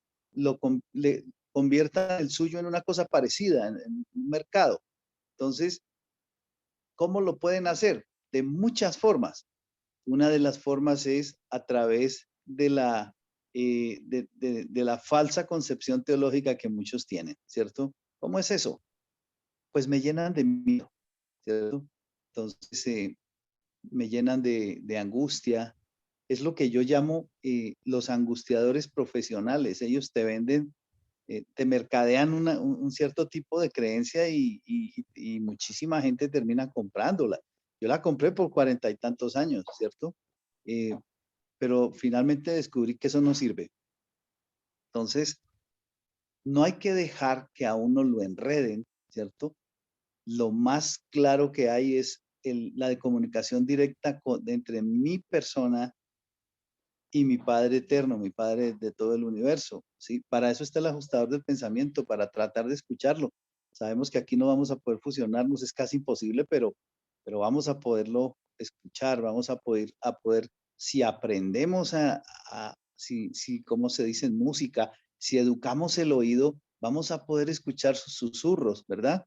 Esa es una cosa. La otra, el tema de la política. Bueno, yo siempre leo los mensajes que llegan todas las mañanas y una de las cosas que yo tengo claras es que la política como es hoy no es buena, ¿cierto? Ahora, yo comparo la política con lo que decían hace algunos momentos. Oiga, ¿será que también tenemos nosotros que meternos en el cuento de la política y luchar por los ideales buenos? Sí se puede hacer, pero hay un problema. Esto yo lo comparo así. Vas con un traje blanco impecable, ¿cierto? Y pasas por al lado de una piscina llena de lodo, en donde hay un montón de gente revolcándose, nadando y bailando, y de pronto uno de ellos sale y te da un gran abrazo y te saluda, y él vuelve y se mete a la piscina. Ese es su hábitat natural. Pero dime una cosa, ¿cómo tú quedaste después del abracito? ¿Sí? La política, como se hace hoy en todas partes del mundo, no es limpia, no es buena, no es honesta, no es sana, no es sabia y no sirve o no se ha diseñado así para servir a nuestros semejantes. Entonces, ¿qué tan cuidadosos tenemos que ser con eso para no dejarnos infectar de eso? Y algo más grave, tenemos que impedir que esos líos, esos problemas políticos que todos los días hay en donde vivimos, no contagien y no infecten nuestra manera de ver la vida y nuestra concepción espiritual de para dónde vamos. ¿Sí? No sacamos nada con hacer política aquí esto, nada de lo que hagamos va a servirnos, ¿verdad? Nosotros no somos los llamados a mejorar esto a la brava, ¿cierto? No puedes pararte al frente del mar y ordenar detenerse, que se detenga porque no lo vas a lograr, ¿cierto? En las fantasías separábamos océanos y hacíamos cosas para pasar, pero eso solamente esas son las explicaciones alegóricas y poéticas de cosas que seguramente nunca pasaron. Pero no podemos dejarnos infectar, ¿cierto? No podemos dejar que nos conviertan el templo en donde mora la partícula divina, que es cada uno de los cuerpos nuestros, en un sitio en donde vamos a ver feriadas ideas, vamos a ver feriados conceptos, vamos a ver una cantidad de cosas que realmente no son para nosotros. Nuestro camino está bien clarito, nosotros tenemos el norte bien determinado, ¿cierto? Vamos a ayudar a todo el que podamos a que lo vea. Vamos a mostrarle el camino a mucha gente, pero ni vamos a poder obligar a nadie, ni podemos sucumbir ante los intentos comerciales de muchas gentes que nos van a vender su manera de creer. No se puede hacer. En el tema de la limpieza del templo hay muchísimas cosas atrás que tenemos que aprender a leer. Detrás de lo que estamos leyendo hay más cosas que tenemos que ver y no es fácil y tenemos que estar dispuestos y listos para poderlo hacer y así en todo. Yo leí el artículo que sigue, el documento que sigue y creo que es fantástico, ¿sí? Pero no hablemos de eso sino hasta dentro de 8 días. No sé a quién le toca, pero pues siempre voy uno adelante para poder estar enterado de qué es lo que vamos a decir en ese día. Y bueno, pues yo les recomiendo a todos que lo hagan, ¿sí? Creo que Paulita también le dice, oiga, por favor, léanlo para que estén para que tengan el contexto. Pero les repito, en esa situación de la limpieza del templo hay tantas cosas que encontrar solamente en eso. Y lo demás que está en el documento entero, sí que ni hablar. Gracias. Gracias a ti, Orlando, por tu participación y tu aporte. Osvaldo, adelante. Gracias, Angelita, y buenas noches a todos. A ver, yo quería decir que me identifico con aquellos que piensan que el templo se refiere esencialmente, digamos, aunque es un hecho que ocurrió realmente en la vida de Jesús, pero pienso que el templo se refiere realmente a nuestro templo, a nuestro cuerpo físico, a nuestra mente y a todo de lo que nosotros hemos sido dotados, de nuestra personalidad, de nuestra mente, etcétera. Porque es que nosotros tenemos una cantidad de herramientas que nos enseña el libro y a pesar de que estamos estudiando la vida y enseñanzas de Jesús, no podemos perder el contexto de todas las enseñanzas que trae la revelación. Entonces yo creo que se refiere a que debemos mantener nuestro cuerpo lo más limpio posible, lo más, no dejarnos permear por todas esas circunstancias que afectan nuestro avance y que hacen que no podamos utilizar las ayudas que nos entrega la quinta revelación para poder ser mejores seres humanos y poder poner en práctica las enseñanzas de Jesús. Y de paso, pues ahí es donde estamos nosotros aprendiendo a hacer y tener lo que necesitamos ser, hacer y tener para poder trascender en este mundo nuestra primera parte de nuestra existencia evolutiva, que es la parte física. Después vendrá otra etapa que es la moroncial y después otra que es la espiritual. Eso pienso yo con respecto al templo. Con respecto a lo que decía Florecita, me identifico con ella en el sentido de que nosotros tenemos muchas cosas, muchas ayudas. Nosotros tenemos el espíritu de la verdad, tenemos nuestra mente, los 7 ayudantes de la mente, y a eso es a lo que tenemos que acudir para poder poner en práctica realmente lo que Jesús nos enseñó. Porque es que Él nos trajo enseñanzas muy prácticas para la vida, pero realmente nos dijo acepte a Dios, a nuestro Padre, y aplique usted la verdad, la belleza y la bondad y préstele un servicio a la humanidad. O sea que la cosa en medio de todo lo que Él nos ha enseñado se resume muy rápidamente en esas cositas. Eso me parece que tenemos que verlo y me identifico con Flor en ese sentido. Tenemos muchas ayudas que a veces no las usamos. Y sobre todo un poder que tenemos que es el poder de discriminación. El poder en nuestra mente, gracias al ajustador de pensamiento, de ser capaces de entender lo que sirve y lo que no nos sirve, de distinguir lo real de lo irreal, lo falso de lo verdadero, lo de arriba y lo de abajo. Ese es un poder que tenemos, el de discriminación. Y en eso me gustaría referirme a lo que dijo Wilson, en el sentido de que hasta qué punto vale la pena que nosotros nos involucremos o no en las cosas de este mundo. Yo siempre he discutido eso en otros grupos y he tenido pues controversias en el sentido de que sí me debo meter en las cosas de este mundo o no. Yo soy partidario de que uno se debe meter porque para eso estamos acá, viviendo en un mundo físico. Y si nosotros queremos ayudar en este mundo físico, debemos estar enterados. Otra cosa es que apliquemos lo que yo les dije, la discriminación. Seamos capaces de escoger lo que nos sirve y lo que no nos sirve. Pero que debemos participar, porque desafortunadamente, vuelvo a lo que dije al principio y ahí termino y me disculpan lo largo, realmente nosotros no podemos perder el contexto dentro de las enseñanzas de Jesús de lo que nos enseña la revelación. Y la revelación nos dice en el libro que hay 7 etapas planetarias y apenas estamos viviendo la tercera, la era de la comodidad material. O sea que todavía no hemos llegado ni siquiera a la época del conocimiento, la cuarta, y de la sabiduría. Entonces nos falta pelo pa' moño, como yo digo. Todavía nos falta andar un tricito. Pero sí tenemos que acudir a las enseñanzas de Jesús, claro, que es lo más sencillo que Él nos dejó en este mundo para poder vivir acá. Pero debemos hacerlo de esa manera, no podemos perder el contexto. Les agradezco mucho. Buenas noches. Muchas gracias.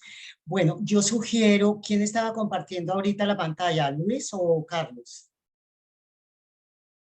Carlos.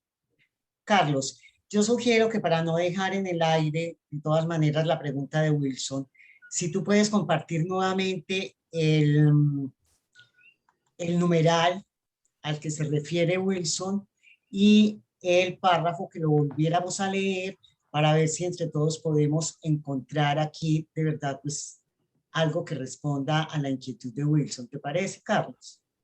Correcto, sí, por favor me repite cuál es. Wilson, por favor. Es el del 1, el final, el 173, 1.11. Ya, Luis, vamos contigo, sino que primero pues a ver si damos respuesta a esta pregunta que está... 11. 7, 11. Aquí. Bueno, los invito a todos a que volvamos a leer, a participar, a ver qué sacamos de acá. Wilson, de la parte que quieres... Sí, ese es Angelito. Ok, adelante, lee. ¿Lo leo yo? Sí, claro. Esta limpieza del templo revela la actitud del maestro hacia la comercialización de las prácticas de la religión, así como también el hecho de que detestaba toda forma de injusticia y aprovechamiento a expensas de los pobres y de los ignorantes. Este episodio también demuestra que Jesús no consideraba con aprobación la actitud de no emplear la fuerza cuando se trataba de proteger a una mayoría de determinado grupo humano contra las prácticas injustas y esclavizantes de una minoría injusta, posiblemente afianzada en el poder político, financiero o eclesiástico.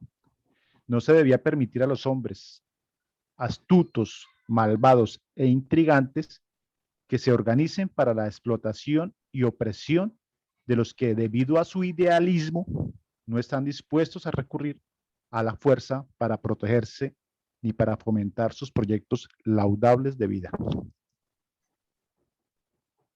Y tu pregunta es... La pregunta mía es si nosotros como urantianos debemos luchar frente a lo que es la política, la religión. También quería comentar que yo investigué hoy el tema de la política y encontré que los reservistas del destino, en una de sus ramas, tratan el tema de la política. Lo mismo que los superángeles que se inició en Pentecostés, ayudan al gobierno general, llaman ángeles de vida nacional a los que están trabajando en política. Para acotar ahí al tema. Gracias, Angelito. Gracias, Carlos. Ya podemos dejar de compartir. Entonces, ¿alguien va a aportar sobre este tema? Javier, Luis. Doy la palabra a Luis, adelante. No, yo solamente me contesto lo mismo, lo que me estaba preguntando de la parábola que no entiendo y que no entendemos otros más, del invitado a la boda que lo usaron, ¿no? Me puse a averiguar cómo eran las bodas judías, sobre todo de la época de Jesús, y que incluso en la actualidad son muy parecidas todavía. Dependiendo de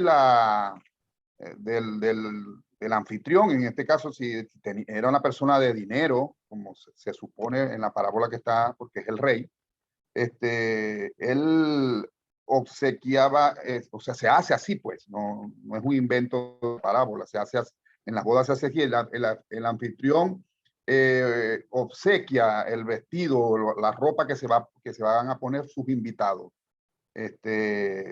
sobre todo porque es una fiesta muy importante. Que tú vayas a la fiesta sin ese vestido que te dio el anfitrión, estás diciendo que lo tuyo es mejor que lo de él. O que no estás de acuerdo con él, o sea, que tú no formas parte de del grupo, lo que sea.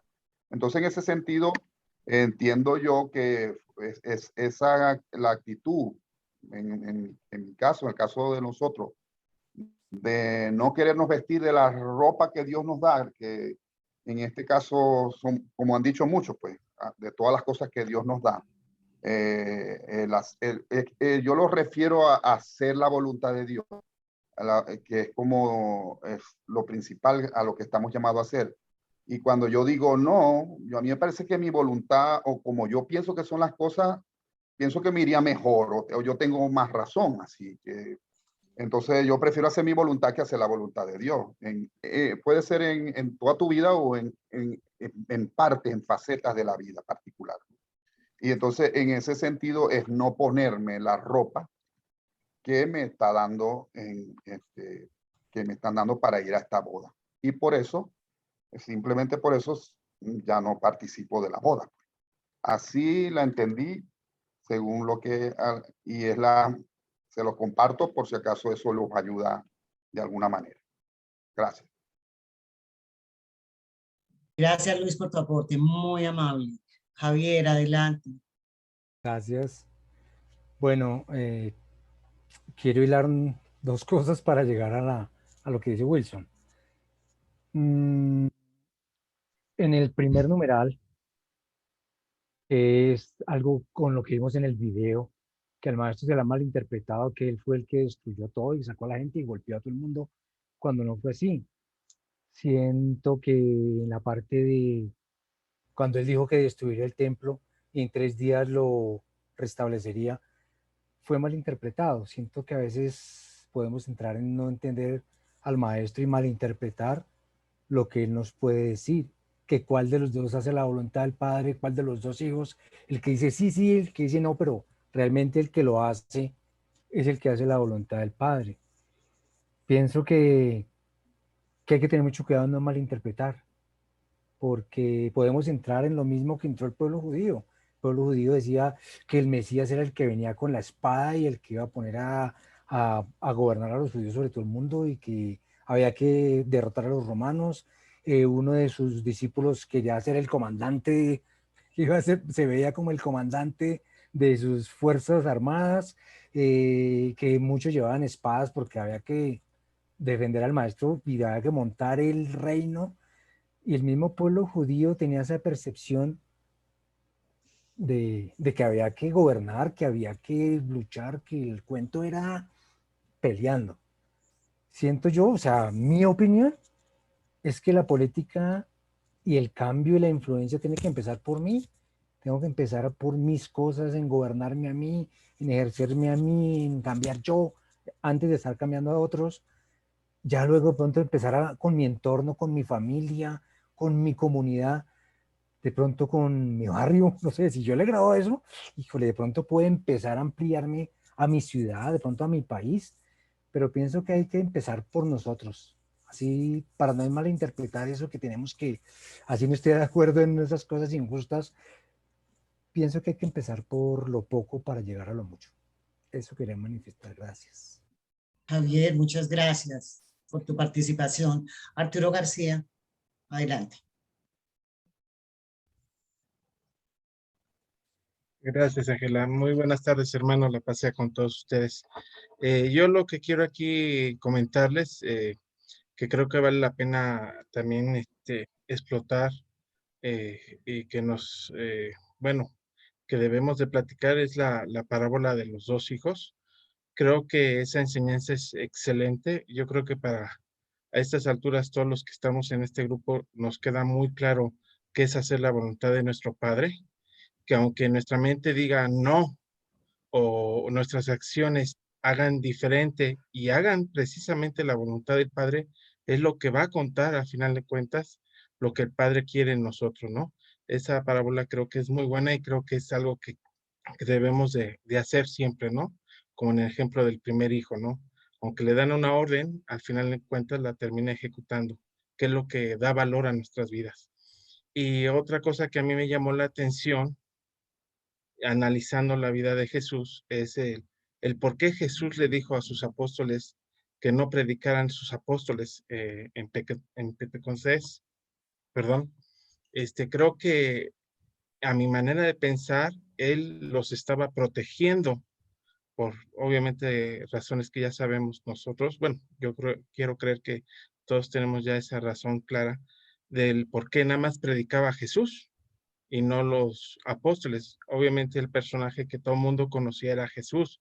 Yo en realidad nunca he visto que realmente hablen mucho de los apóstoles, más que de los apóstoles, pero no que la gente hablara de ellos como unos personajes famosos, siendo que Jesús era el personaje famoso en la historia. Y por esa razón, a mí, analizando este documento, obviamente que también leí previamente, me cayó el 20 de que Jesús hizo eso por protegerlos. Bueno, esa es mi opinión muy personal. No sé si alguien más quiere agregar algo. Gracias. Gracias a ti, Arturo. A todos nos enriquecen todos los conceptos. Pablo, adelante. Gracias. Gracias, Anela. No, comentar un poco sobre la inquietud que había presentado Wilson hace un momento en la cita, porque es bastante complicada, ¿no? En mi opinión. Es bastante complicado opinar al respecto por las implicaciones que esto puede tener y las connotaciones. A ver, nosotros nos pasamos, vamos a empezar por lo pequeño. Nosotros pasamos nuestra vida tratando de hacer lo correcto, tratando de hacer la voluntad del Padre, pero llevándolo a la práctica. O sea, nuestra vida nos presenta un montón de situaciones en las que nosotros sabemos o sentimos o tenemos un ideal de conducta y cuando tratamos de llevarlo a la práctica no somos capaces en muchos casos, ¿no? De eso que sentimos y que pensamos poder manifestarlo en la realidad porque sería difícil hacerlo de esa forma. Tal es el caso como lo que pasó sobre el ejemplo que pone allí Wilson, la pregunta que pone sobre qué hacer entonces nosotros. Nos implicamos en las luchas sociales, las luchas políticas, en las luchas económicas de nuestros respectivos ambientes, países, ciudades y todo lo demás, con este conocimiento urantiano. Bueno, antes de dar mi opinión al respecto, quiero leer esta cita del documento 71. Dice 71, sección 4, párrafo 16. La aparición de la verdadera hermandad significa que ha llegado un orden social en el cual se deleitan todos los hombres sobrellevando los unos las cargas de los otros. De hecho, desean poner en práctica la regla de oro. Pero no se puede lograr una sociedad tan ideal cuando los débiles o los malvados están a la expectativa para aprovecharse de modo injusto y impío de los que son motivados fundamentalmente por la devoción al servicio de la verdad, la belleza y la bondad. En esta situación, un solo proceder resulta práctico. Los seguidores de la regla de oro pueden establecer una sociedad progresiva en la cual vivan de acuerdo con sus ideales, al mismo tiempo que mantengan una defensa adecuada contra sus semejantes sumidos en la ignorancia, quienes quizás pretenderán explotar sus predilecciones pacíficas o bien destrozar su civilización en avance. Nunca puede sobrevivir el idealismo en un planeta evolutivo si los idealistas de cada generación se permiten ser exterminados a manos de las órdenes más viles de la humanidad. Aquí viene la parte de esta cita responde en parte la inquietud de Wilson. He aquí la gran prueba del idealismo.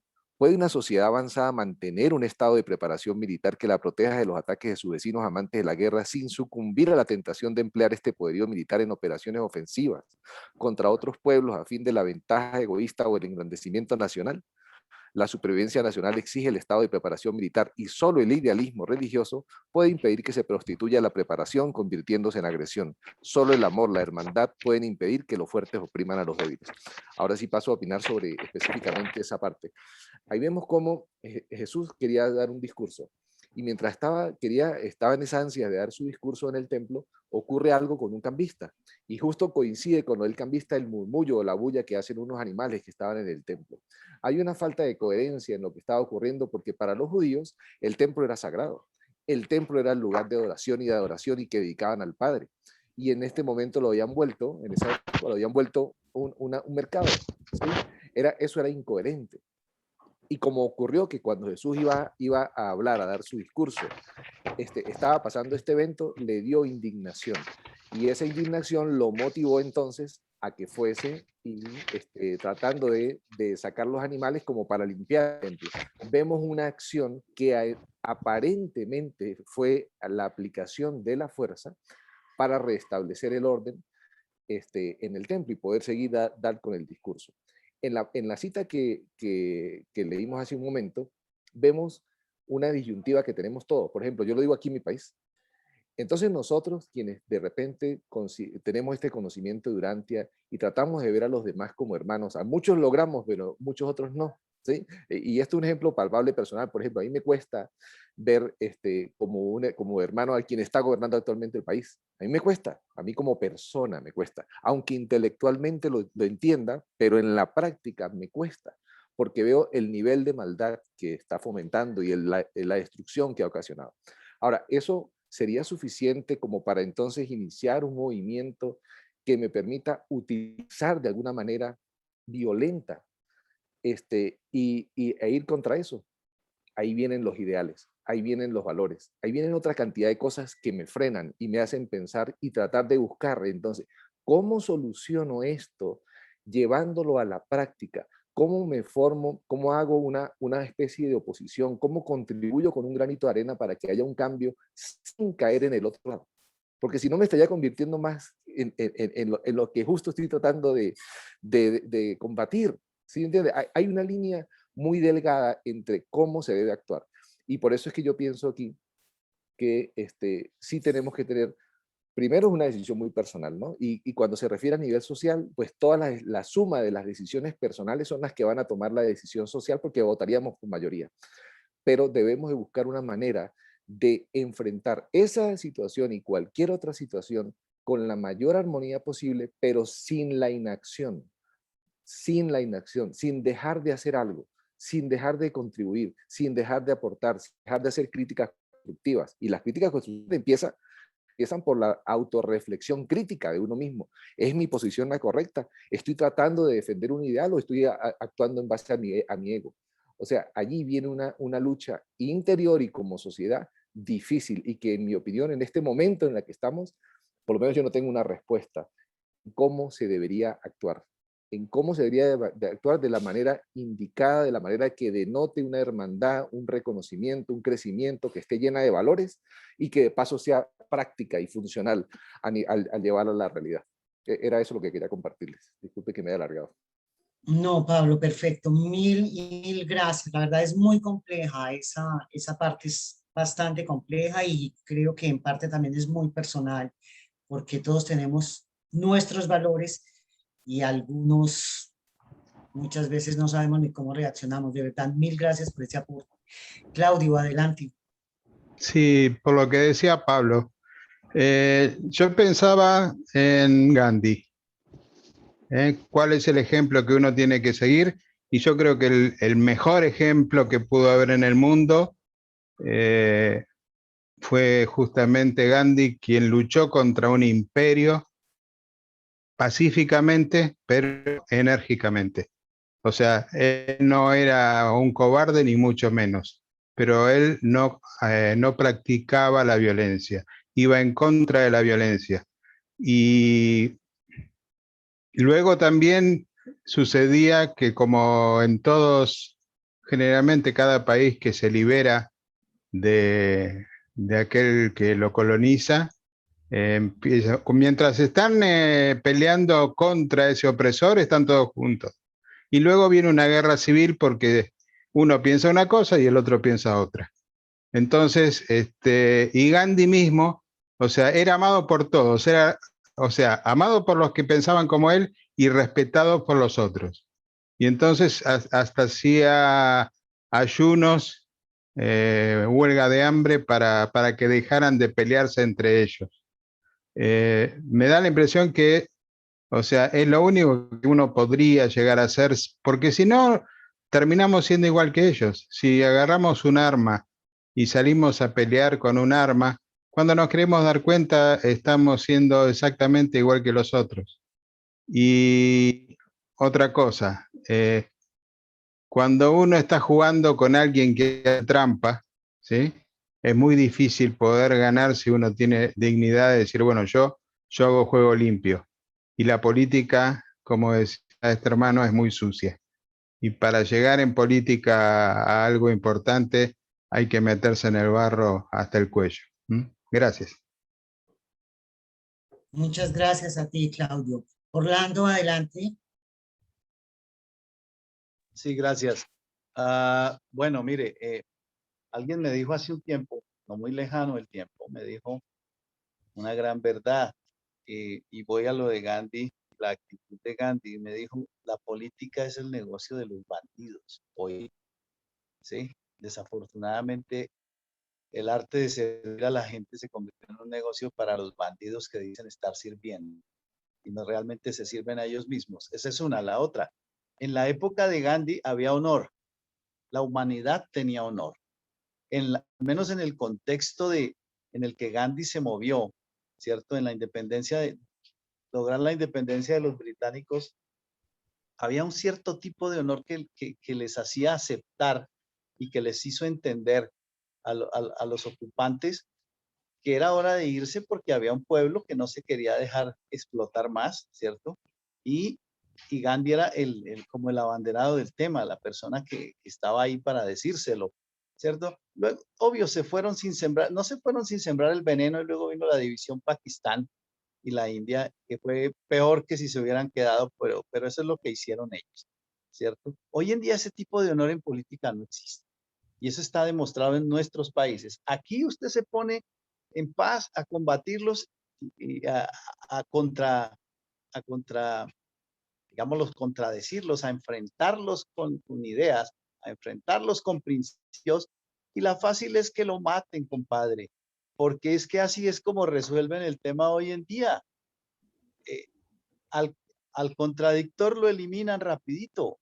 No existe el honor de personas que había en la época de Gandhi. Puede que haya eso, pero no está en manos ni en las cabezas de quienes hoy dirigen todo este asunto aquí y en la mayoría de países de América.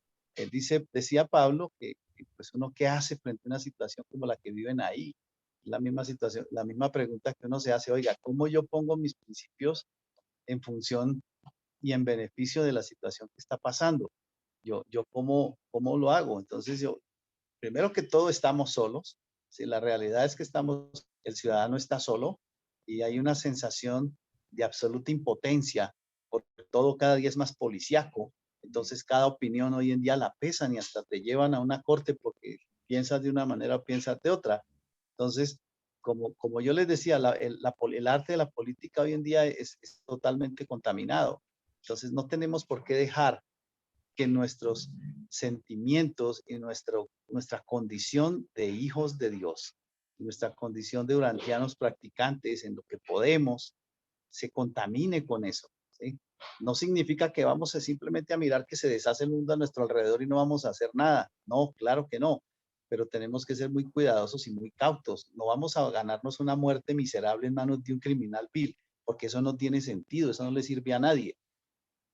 ¿Hay maneras de poder influir en la sociedad como está hoy? Claro que sí, pero como decía, creo que Javier, tenemos que empezar por nosotros mismos. Tenemos que empezar a hablar con las personas y no hablarles de política, porque cuando le habla de política al vecino, el vecino o no quiere hablar o se le vuelve un problema.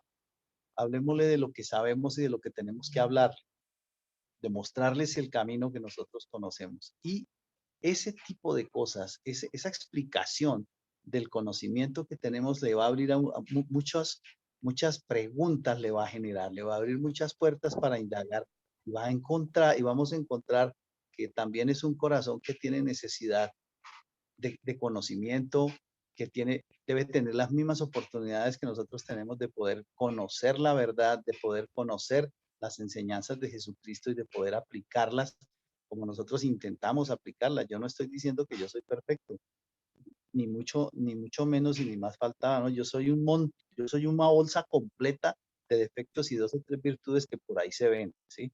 Pero puedo ayudar a los demás. En política, como les digo, eso es muy, muy delicado. Hoy en día es más peligroso hacer política que hace años, por las razones que les acabo de exponer.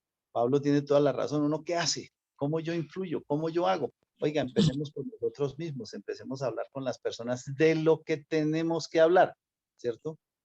¿De qué? Del Evangelio, de las enseñanzas de Jesucristo y de qué cosas vamos a encontrar ahí en esas enseñanzas que son útiles para enfrentar la situación que en cada uno de nuestros países tenemos que estar viviendo hoy en día.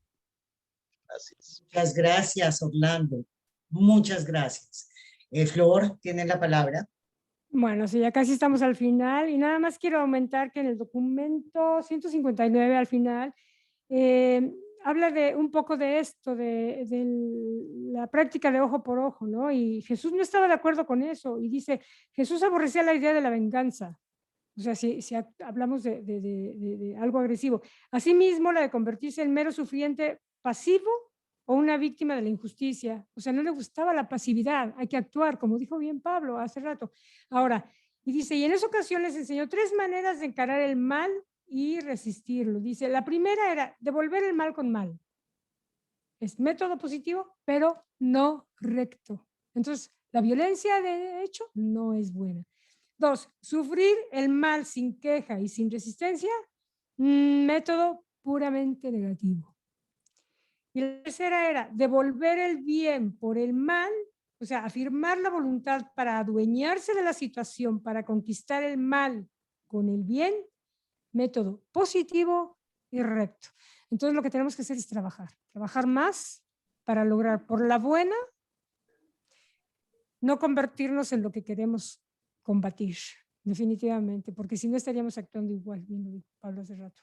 Estamos ya en el tiempo, Angelita, si gustas despedirte Sí, del Florecita. programa y luego me pasas la Ok, para despedir final. ya estamos en el final. Yo primero agradecerles a todos, al equipo y a todos los participantes. Muchas gracias, de verdad, mil y mil por la oportunidad. Nos quedan 7 minuticos, lo dejo en tus manos, Flor. Te paso el micrófono. Nuevamente, mil gracias. Feliz noche. Bueno, muchísimas gracias a todos por estar. Gracias, Ángela. En realidad, yo no sé si estabas nerviosa o no, pero fascinante, excelente, me encantó. Es la primera vez líder y obviamente pues no va a ser la última. Ya estamos viendo. Quiero agradecer al equipo de esta vez. Bueno, Rita, nuestra Rita querida, que ya saben que trabaja muy bien y le encanta participar y tiene muy buenas reflexiones. Luis, te volaste la barda, como decimos en México, con esa invitación. Fue verdaderamente linda y resumiste de una manera muy esquemática, muy, muy bonita y gráfica, lo que era la invitación para el documento de hoy. Carlos, ¿qué te puedo decir? Ya todos te conocen, ya saben todo tu talento y toda tu disposición a trabajar.